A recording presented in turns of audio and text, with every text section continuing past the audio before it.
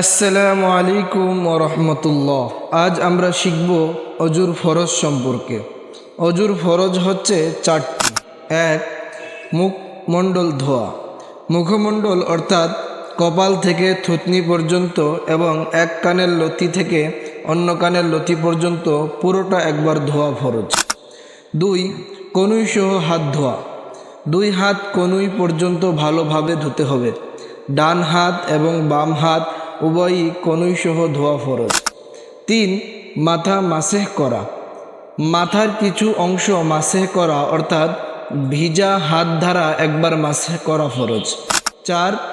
টাকনু পর্যন্ত পা ধোয়া।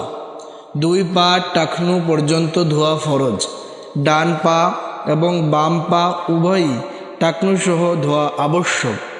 এই 4টি ফরজ কাজ যথাযথভাবে সম্পন্ন না করলে অজু হবে না এবং অজু ছাড়া নামাজ পড়া সহি হবে না।